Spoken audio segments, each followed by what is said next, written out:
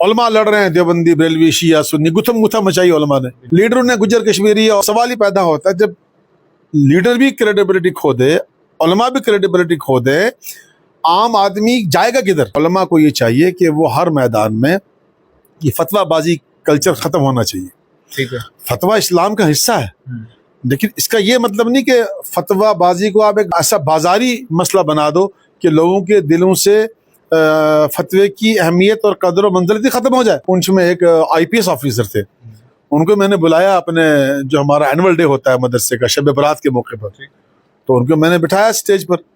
मस्जिद में बिठाया मैंने उनको। तो दूसरे दिन उन्होंने मुझे अपने घर पे बुलाया, मुझे कहा सईद रात को आपने मुझे कहाँ बिठा दिया, आपको तो बड़ी परेशानी आई होगी, बड़ी दिक्कत आई होगी। मैंने कहा क्यों जी, ऐसा क्या हुआ? कहने लगे नहीं नहीं नहीं, आपने जहाँ मुझे बिठा दिया तो मैंने सुना आप लोग मस्जिदें धोते हो वहाँ पर, ये तो बड़ा गलत हो गया यार, आपके लिए तो बड़ी मुश्किल। मैंने कहा जी ये आपको फीडबैक आया है, बाकी जिस इस्लाम को मैं जानता हूँ, जिस नबी को मैंने पढ़ा है,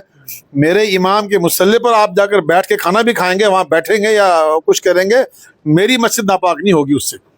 लेकिन ये हमारी अपनी गलतियाँ हैं कि ये कंसेप्ट गया कहाँ से कि मस्जिदें धोई जाती है। जम्मू कश्मीर रियासत के चीफ मिनिस्टर उमर अब्दुल्ला खीर भवानी मंदिर जाते हैं और पूजा पाठ में हिस्सा लेते हैं। क्रिटिसिज्म होता है,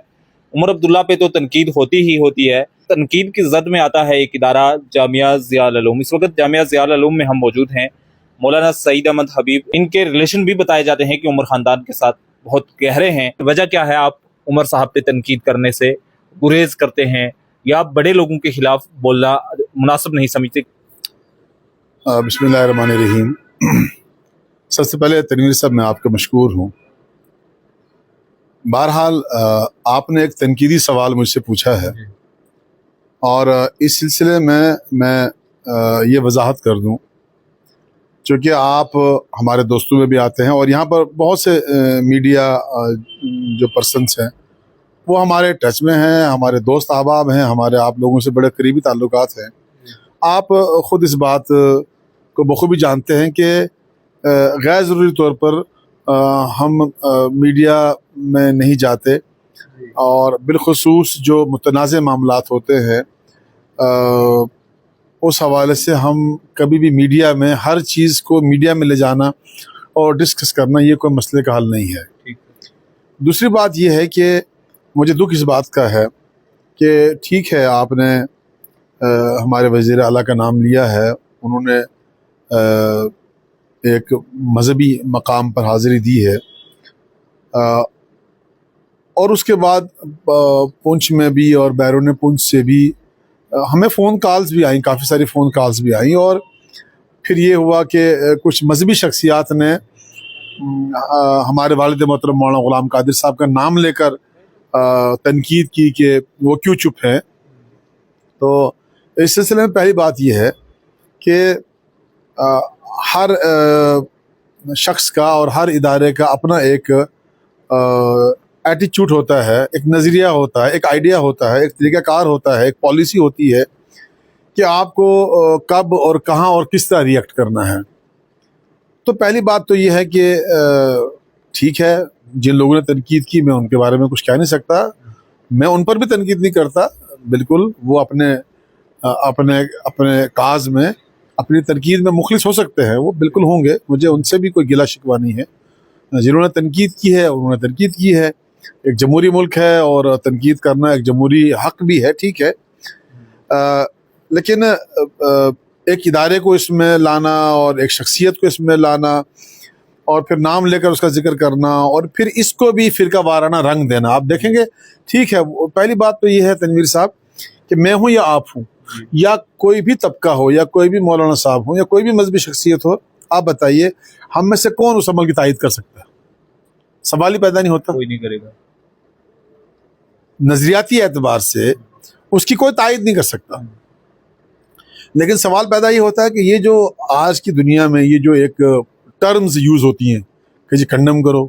क्रिटिसाइज़ करो, तो मुझे बताइए ये तो इस दौर की टर्म्स है ना जो हमने ये यूज़ करना शुरू कर दी हैं कि जी मजम्मत करो। तो आप जैसे अमेरिका लाखों का कत्ल करने के बाद मजम्मत करवा देता है तो बात ख़त्म हो जाती है। इसराइल लाखों को मार दे तो हम कहते हैं मजम्मत कर दो, तो हमने कर दी मजम्मत, ठीक है। लेकिन सवाल पैदा ये होता है कि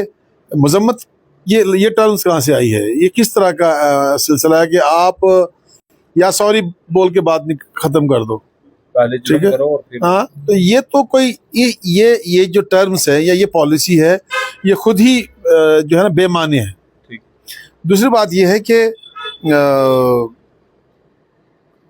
میں نے پہلے بھی کہا کہ آپ کس طرح ہینڈل کرتے ہیں یہ آپ کا اپنا طریقہ کار ہے۔ جہاں آپ اس بات کا رائٹ دیتے ہو تنقید کرو، وہاں اس بات کا بھی رائٹ دو کہ ہر ایک کو اپنی اپنی طور پر جینے کا اور بات رکھنے کا انداز کا حق ہے۔ تو اب سوال پیدا یہ ہوتا ہے کہ پہلی بات میں نے آپ سے عرض کی کہ کسی کو بھی ان کے ساتھ اس معاملے میں ہمدردی نہیں ہو سکتی، اور ان کو چاہیے کہ وہ اس مسئلے میں ہمارے جذبات کا خیال رکھیں، وہ محتاط رہیں۔ یہ وہ خود بھی ان کے دادا مرحوم جو تھے وہ ایک مذہبی شخصیت بھی تھے۔ ٹھیک ہے، لوگوں کو ان سے سیاسی اختلافات ہیں، وہ الگ بات ہے، نظریاتی اختلاف ہو سکتے ہیں، سیاسی اختلاف ہو سکتے ہیں، آئیڈیالوجیکل ڈفرینسز ہو سکتے ہیں، لیکن میں انہیں یاد دلانا چاہتا ہوں کہ ان کے دادا محترم ایک دین پسند شخص تھے، وہ علماء نواز بھی تھے، اور وہ مذہبی مقامات پر ان کا آنا جانا رہتا تھا، اور مذہب سے بہت قریب تھے، اس کے بہت سے شواہد ہمارے پاس ہیں۔ تو جہاں تک ہے بات کہ بھائی ان کے ساتھ کسی کو اس معاملے میں کوئی کھڑا ہوگا، ایسی بات تو نہیں، لیکن سوال یہ پیدا ہوتا ہے کہ آپ چونکہ میں عمر صاحب کو قریبی طور سے جانتا ہوں، وہ بڑے ہی اس معاملے میں جب ان سے کوئی بات کی جاتی ہے تو وہ ہمیشہ ہی بڑے کول اور کام ہیں بات سننے میں، اور میں یقین دلانا چاہتا ہوں آپ کو کہ ہم جب بھی ان سے ملتے ہیں بہت سے معاملات پر ان سے کھل کے بات کرتے ہیں، اور میں نے کبھی آج تک دیکھا نہیں کہ اگر ہم نے تنقید بھی کی ان پر، بہت سے مرتبہ کچھ سیاسی اور سماجی معاملات پر ہم ان سے بات کرتے ہیں،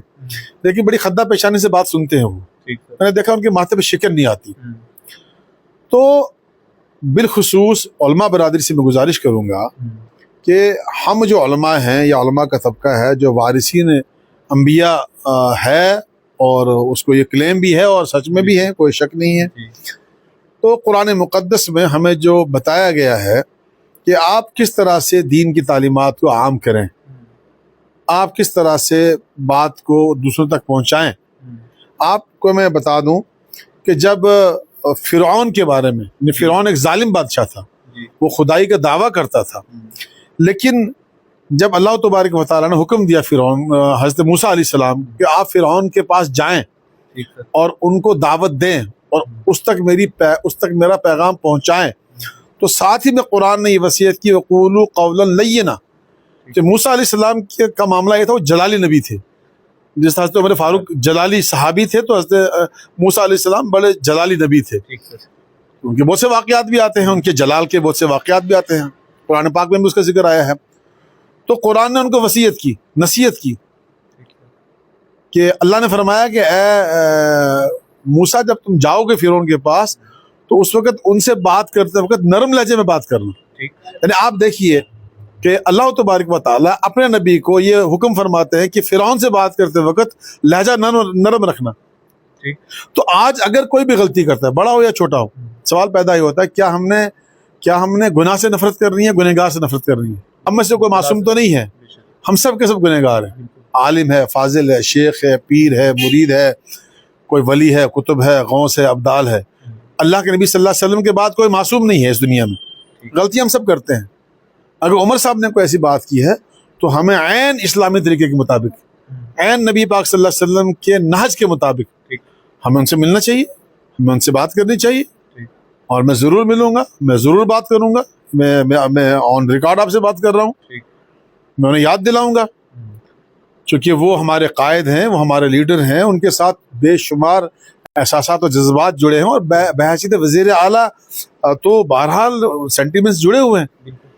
لیکن یہ طریقہ کار کہ آپ جو ہے برسر عام جو ہے وہ کسی کی عیب جوئی کرو، تو میں سمجھتا ہوں علماء کو یہ چاہیے کہ وہ ہر میدان میں یہ فتویٰ بازی کلچر ختم ہونا چاہیے۔ فتویٰ اسلام کا حصہ ہے،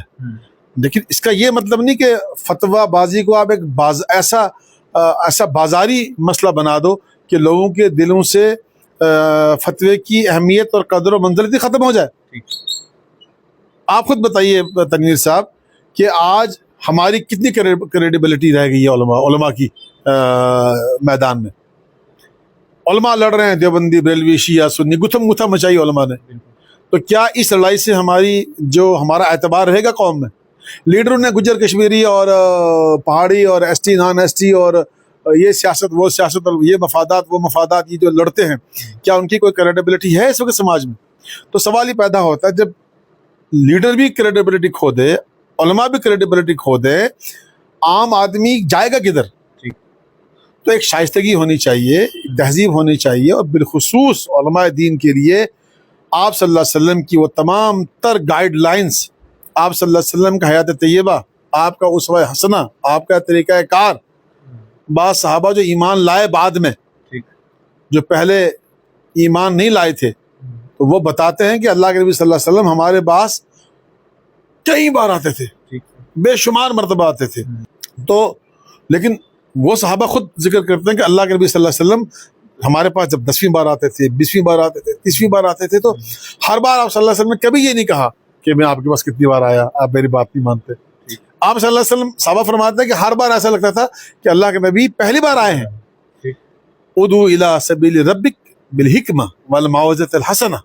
قرآن نے کہا ہے کہ تم اللہ کی طرف لوگوں کو بلاؤ حکمت کے ساتھ اور نرم روی کے ساتھ. تو آپ پہ، جامعہ پہ یا مولانا غلام قادر بانڈے صاحب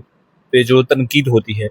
تنقید ہونے کی وجہ یہی ہے کہ آپ کے عمر عبداللہ صاحب کے ساتھ اور ان کے خاندان کے ساتھ ایک مراسم ہے، اور لوگوں کو یہ لگتا ہے کہ سعید صاحب اور کے اپنے مراسم کی آڑ میں جو ہے شریعت کے اگینسٹ جو آدمی جا رہا ہے اس پہ بھی بولنے سے گریز کرتے ہیں. تو کیا سعید صاحب، جیسے آپ نے ابھی کہا آپ ملیں گے، تو آپ عمر صاحب کو کہیں گے کہ آپ توبہ کیجئے، جو آپ نے کیا وہ بہت غلط کام تھا، وہ آپ کو نہیں کرنا چاہیے تھا بطور مسلمان؟ دیکھیے میں بتاؤں آپ کو، ہم ایک ادارے سے وابستہ ہے. اس ادارے میں غلام نبی آزاد صاحب بھی آئے ہیں، مفتی سعید صاحب بھی آئے ہیں، فاروق عبداللہ صاحب بھی آئے ہیں، شیخ صاحب مرحوم بھی آئے ہیں، عمر عبداللہ صاحب بھی آئے ہیں، ٹھیک ہے. اس کے علاوہ یہاں پر منگت رام شرما صاحب آئے، یہاں پر روندر رینا صاحب آئے، یہاں پر اپنا سنیل شرما صاحب آئے، یہاں پر الطاف بخاری صاحب آئے، ٹھیک ہے جی. یہاں پر تمام تر لوگ آئے. تو ادارہ ہے، قوم کا ادارہ ہے، یہاں ہر ایک آ سکتا ہے، اس کے دروازے سب کے لیے کھلے ہوئے ہیں، ٹھیک ہے. پہلی بات تو یہ ہے. دوسری بات یہ ہے کہ ہمارے ان سے جو معاملات ہیں یا تعلقات ہیں وہ طویل ترین تعلقات ہیں. ان کا تعلق یہ نہیں کہ وہ کسی مفاد پر مبنی نہیں ہے، وہ ایک تعلقات ہیں، ریلیشنز ہیں، جن ریلیشنز کو بنتے ہوئے برسوں لگتے ہیں، ٹھیک ہے. تو اب میں نے آپ کے سامنے اپنا موقف رکھا، ہم اپنا نظریہ رکھا کہ ایک عالم دین ہونے کی حیثیت سے، ایک مذہبی شخص ہونے کی حیثیت سے، ایک ادارے کے نمائندے کے طور پر ہمارا طریقہ کار کیا ہونا چاہیے، ہمارا اپروچ کا طریقہ کار کیا ہونا چاہیے. کیا ہم ان کو گالی گلوچ دیں، ان کو برا بھلا کہیں، ان کو معطوب کریں، ان کو ہم اپنے سے برا کہیں، یا ان کی اصلاح کریں؟ تو میں نے آپ سے پہلے کہا کہ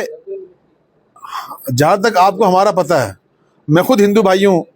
سے ملتا ہوں، ان کی تقریبات میں جاتا ہوں، سکھ بھائیوں کے پاس جاتا ہوں. یہاں جب کسی مندر، مسجد، گردوارے کا لنٹر ہوتا ہے یا کوئی تقریب ہوتی ہے، ہمارا جو بلکہ میں آپ کے واقعہ سنانا چاہتا ہوں کہ یہاں پونچھ میں ایک IPS آفیسر تھے، ان کو میں نے بلایا اپنے جو ہمارا اینول ڈے ہوتا ہے مدرسے کا، شب برات کے موقع پر، تو ان کو میں نے بٹھایا اسٹیج پر، مسجد میں بٹھایا میں نے ان کو. تو دوسرے دن انہوں نے مجھے اپنے گھر پہ بلایا. مجھے کہا سعید رات کو آپ نے مجھے کہاں بٹھا دیا، آپ کو تو بڑی پریشانی آئی ہوگی، بڑی دقت آئی ہوگی. میں نے کہا کیوں جی، ایسا کیا ہوا؟ کہنے کہ نہیں آپ نے جہاں مجھے بٹھا دیا تو میں نے سنا آپ لوگ مسجدیں دھوتے ہو وہاں پر، یہ تو بڑا غلط ہو گیا یار، آپ کے لیے تو بڑی مشکل. میں نے کہا جی یہ آپ کو فیڈ بیک آیا ہے، باقی جس اسلام کو میں جانتا ہوں، جس نبی کو میں نے پڑھا ہے، میرے امام کے مصلی پر آپ جا کر بیٹھ کے کھانا بھی کھائیں گے، وہاں بیٹھیں گے یا کچھ کریں گے، میری مسجد ناپاک نہیں ہوگی اس سے. لیکن یہ ہماری اپنی غلطیاں ہیں کہ یہ کنسپٹ گیا کہاں سے کہ مسجدیں دھوئی جاتی ہیں، یہ کہاں سے گیا؟ تو سب سے پہلی بات یہ ہے کہ ہم خود دینی تعلیمات کو آپ صلی اللہ علیہ وسلم کے اسوہ حسنہ کے مطابق فالو کریں. ایسا تو نہیں ہے کہ ہم خود ہی کہیں، وہ بادشاہ ظفر کا وہ شعر ہے، نہ تھی حال کی جب ہمیں اپنے خبر، رہے دیکھتے لوگوں کے عیب و ہنر، پڑی جو اپنے حال پہ نظر تو نگاہ میں کوئی برا نہ رہا. کہ مطلب ہم زمانے کے عیب کو دیکھتے رہے، لیکن جب اپنے پر نظر پڑی تو پتہ چلا کہ ہم تو خود ہی بہت بڑے گنہگار سیاہکار ہیں. تو اس لیے शरीयत मुताहरा में, उसवा हसना में, हयात तैयबा में हमें जो हिदायत दी गई हैं, गाइडलाइन दी गई है, हमें उसी के मुताबिक अपने आप को ढालना है और उसी के मुताबिक जो दीन का पैगाम है, इस्लाम का मैसेज है, उसको पहुंचाना है।